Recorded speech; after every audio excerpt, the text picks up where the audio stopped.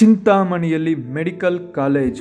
ಹೌದು, ಈ ಮಾತು ನಿಜವಾಗಲಿದೆ ಥ್ಯಾಂಕ್ಸ್ ಟು ಉನ್ನತ ಶಿಕ್ಷಣ ಸಚಿವರಾದ ಡಾಕ್ಟರ್ MC ಸುಧಾಕರ್ ಅವರ ದೂರದೃಷ್ಟಿಯುಳ್ಳ ನಾಯಕತ್ವಕ್ಕೆ.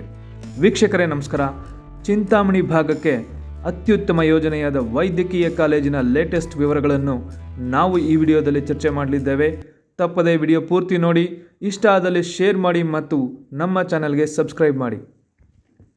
ಚಿಂತಾಮಣಿ ನಗರ ಅವಿಭಜಿತ ಕೋಲಾರ, ಚಿಕ್ಕಬಳ್ಳಾಪುರ ಜಿಲ್ಲೆಗಳಲ್ಲೇ ಪ್ರಮುಖ ವಾಣಿಜ್ಯ ಕೇಂದ್ರ ಮತ್ತು ಇತ್ತೀಚಿನ ದಿನಗಳಲ್ಲಿ ಬಹಳ ವೇಗವಾಗಿ ಬೆಳೆಯುತ್ತಿರುವ ಕರ್ನಾಟಕದ ಒಂದು ಪ್ರಮುಖ ಊರು. ಸುಮಾರು 76 ವರ್ಷಗಳ ಹಿಂದೆ ಇಲ್ಲಿ ದಿವಂಗತ ಶ್ರೀ MC ಆಂಜನೇಯ ರೆಡ್ಡಿಯವರು ಮುತುವರ್ಜಿ ವಹಿಸಿ ಸ್ಥಾಪಿಸಿದ ಸರ್ಕಾರಿ ಪಾಲಿಟೆಕ್ನಿಕ್ ಸಂಸ್ಥೆ ರಾಜ್ಯದಲ್ಲಿ ಬಹಳ ಹೆಸರುವಾಸಿಯಾಗಿದೆ.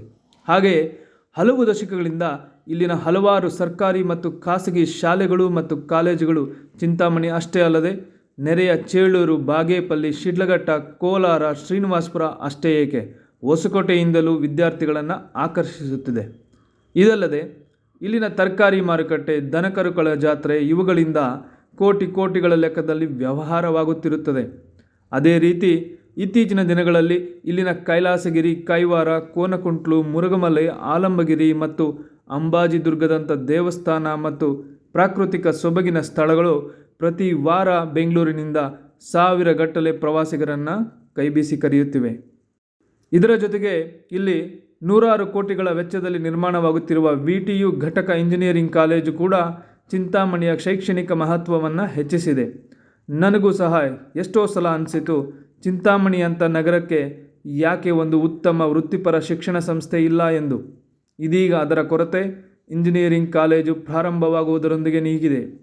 ಅದೇ ರೀತಿ ಯಾವಾಗಲೂ ಯಾರಿಗಾದರೂ ಆರೋಗ್ಯದಲ್ಲಿ ಏರುಪೇರಾದರೆ ಅಥವಾ ಗಂಭೀರ ಅಪಘಾತವಾದರೆ ನಮ್ಮಲ್ಲಿನ ಮೊದಲ ಮಾತೆಂದರೆ ಕೋಲಾರಕ್ಕೆ ಕರ್ಕೊಂಡೋಗಿ, ಇಲ್ಲ ಬೆಂಗಳೂರಿಗೆ ಹೋಗಿ ಎಂದು.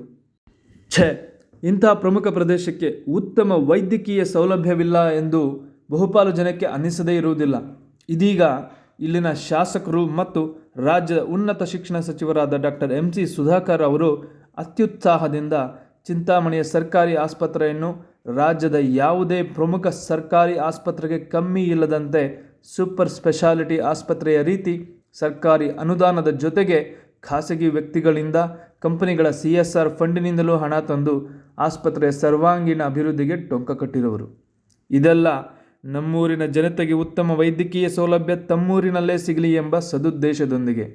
ಈಗಿರುವ ಸರ್ಕಾರಿ ಆಸ್ಪತ್ರೆಯನ್ನು 400 ಹಾಸಿಗೆಯುಳ್ಳ ಆಸ್ಪತ್ರೆ ಮಾಡಿದ ನಂತರ ಖಾಸಗಿ ಸಂಸ್ಥೆಯೊಂದಿಗೆ ಒಪ್ಪಂದ ಮಾಡಿಕೊಂಡು ವೈದ್ಯಕೀಯ ಕಾಲೇಜು ಸ್ಥಾಪಿಸಲು ಮಾತುಕತೆ ನಡೆಯುತ್ತಿದೆ. ಹೌದು, ಇಂಥ ಒಂದು ಸಂದರ್ಭಕ್ಕೆ ನಾನು ಸಾಕ್ಷಿಯಾಗಿದ್ದೆ. ಯಾಕೆಂದರೆ ಸುಮಾರು 2 ತಿಂಗಳ ಹಿಂದೆ ಸ್ನೇಹಿತರೊಬ್ಬರ ಕಾರ್ಯನಿಮಿತ್ತ ಸಚಿವರ ಗೃಹ ಕಚೇರಿಯಲ್ಲಿ ಇದ್ದಾಗ ರಾಜ್ಯದ ಒಂದು ಪ್ರಮುಖ ಸಂಸ್ಥೆಯವರು ಜಿಲ್ಲಾ ಕೇಂದ್ರದಲ್ಲಿ ಇಂಜಿನಿಯರಿಂಗ್ ಕಾಲೇಜು ಮಾಡುತ್ತೇವೆ, ಅದಕ್ಕಾಗಿ ಭೂಮಿ ಕೊಡಿಸಿ ಮಾರ್ಕೆಟ್ ದರಕ್ಕೆ ಎಂದು ಸಚಿವರ ಬಳಿ ಬಂದಿದ್ದರು. ಅವರು ಈಗಾಗಲೇ ಹಲವು ಇಂಜಿನಿಯರಿಂಗ್ ಕಾಲೇಜುಗಳಿವೆ, ಅದರ ಬದಲು ಚಿಂತಾಮಣಿಯಲ್ಲಿ ವೈದ್ಯಕೀಯ ಕಾಲೇಜು ಮಾಡಿ ಸರ್ಕಾರಿ ಆಸ್ಪತ್ರೆಯನ್ನು ಅಟ್ಯಾಚ್ ಮಾಡಿಸಬಹುದು, ಆಗ ನಿಮಗೂ ಒಳ್ಳೆಯದು ಹಾಗೂ ಕ್ಷೇತ್ರದ ಜನತೆಗೂ ಉತ್ತಮ ಸೌಲಭ್ಯ ಊರಿನಲ್ಲೇ ಸಿಗುವಂತಾಗುತ್ತದೆ ಎಂದರು. ಇದೀಗ ಸರ್ಕಾರಿ ಆಸ್ಪತ್ರೆಯಲ್ಲಿ ಅಭಿವೃದ್ಧಿಪಡಿಸುತ್ತಿರುವ ಹೊಸ ಸೌಲಭ್ಯಗಳನ್ನು ಸರ್ಕಾರಿ ದುಡ್ಡಿನಲ್ಲೇ ಮೇಂಟೈನ್ ಮಾಡಲು ಬಹಳ ಕಷ್ಟವಾಗಬಹುದು. ಅದಕ್ಕಾಗಿಯೇ ಡಾಕ್ಟರ್ MC ಸುಧಾಕರ್ ಅವರು ದೇಶ ವಿದೇಶಗಳ ಹಲವು ವೈದ್ಯಕೀಯ ಸಂಸ್ಥೆಗಳೊಂದಿಗೆ ಮಾತುಕತೆ ನಡೆಸುತ್ತಿರುವಾಗಿ ಇತ್ತೀಚೆಗೆ ನಡೆದ ಸಾರ್ವಜನಿಕ ಸಭೆಯಲ್ಲಿ ತಿಳಿಸಿರುವರು. ಅವರ ಚಿಂತನೆಗೆ, ಕಾರ್ಯಕ್ಷಮತೆಗೆ ಅಭಿನಂದನೆ ತಿಳಿಸಲೇಬೇಕು.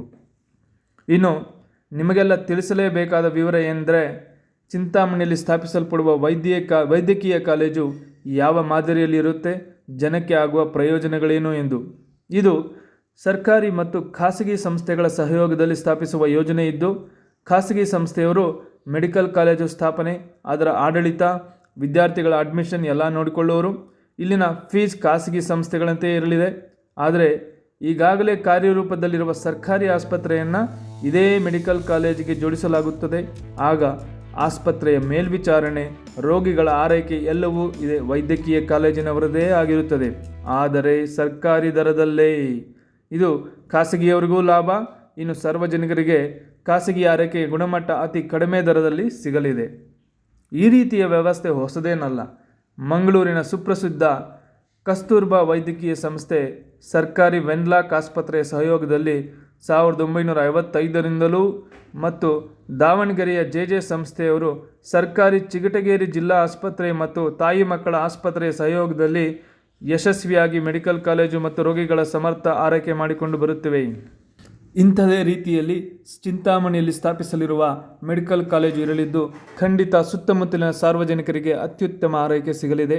ಯಾವ ಖಾಸಗಿ ಸಂಸ್ಥೆಯೊಂದಿಗೆ ಎಂದು ಸರ್ಕಾರ ಇನ್ನಷ್ಟೇ ನಿರ್ಧರಿಸಿ ಒಪ್ಪಂದ ಮಾಡಿಕೊಳ್ಳಬೇಕಿದೆ. ಈಗಾಗಲೇ ಸಚಿವರು ಬಹಳಷ್ಟು ಆಸ್ಪತ್ರೆಗಳನ್ನು, ವೈದ್ಯಕೀಯ ಕಾಲೇಜುಗಳನ್ನು ಬೆಂಗಳೂರು ಅಷ್ಟೇ ಅಲ್ಲದೆ ದೂರದ ದುಬೈ ನಗರದಲ್ಲೂ ಸಂದರ್ಶಿಸಿ ಮಾಹಿತಿ ಸಂಗ್ರಹಿಸುತ್ತಿದ್ದಾರೆ. Jain medical college, Gulf medical university ಸೇರಿದಂತೆ ಹಲವು ಸಂಸ್ಥೆಗಳ ಜೊತೆ ಮಾತುಕತೆ ನಡೆಸುತ್ತಿರುವುದಾಗಿ ಮಾಹಿತಿ ನೀಡಿರುವರು. ಜೊತೆಗೆ ಈಗಾಗಲೇ ಮೆಡಿಕಲ್ ಕಾಲೇಜು ಸ್ಥಾಪಿಸಲು ಚಿಂತಾಮಣಿಯ ಇಂಜಿನಿಯರಿಂಗ್ ಕಾಲೇಜು ಬಳಿ 15 ಎಕರೆ ಜಾಗ ಗುರುತಿಸಲಾಗಿದೆ. ಇದರ ಜೊತೆಗೆ ನರ್ಸಿಂಗ್ ಕಾಲೇಜು ಕೂಡ ಸ್ಥಾಪನೆ ಮಾಡುವ ಬಗ್ಗೆ ಚಿಂತನೆ ಮಾಡಿದ್ದೀವಿ ಎಂದು ತಿಳಿಸಿದ್ದಾರೆ.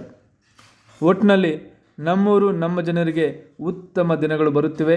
ಇದಕ್ಕೆ ಕಾರಣರಾದ ಡಾಕ್ಟರ್ MC ಸುಧಾಕರ್ ಅವರಿಗೆ ನನ್ನ ವಂದನೆಗಳು, ಅಭಿನಂದನೆಗಳು. ಆತ್ಮೇಲೆ ನಿಮಗೆ ಈ ವಿಡಿಯೋ ಇಷ್ಟವಾಗಿದೆ ಅಂದ್ಕೊಂಡಿದ್ದೀನಿ. ಹಾಗಿದ್ದಲ್ಲಿ ಈ ಶುಭ ಸಮಾಚಾರವನ್ನು ನಿಮ್ಮ ಬಂಧು ಮಿತ್ರರಲ್ಲಿ ಶೇರ್ ಮಾಡಿ ಹಂಚಿಕೊಳ್ಳಿ. ಹಾಗೆ ನಮ್ಮ ಚಾನಲ್ಗೆ ಸಬ್ಸ್ಕ್ರೈಬ್ ಮಾಡಿ ಇನ್ನಷ್ಟು ಉಪಯುಕ್ತ ವಿಡಿಯೋ ಮಾಡಲು ಸಹಕರಿಸಿ. ಧನ್ಯವಾದಗಳು. ಜೈ ಹಿಂದ್, ಜೈ ಕರ್ನಾಟಕ.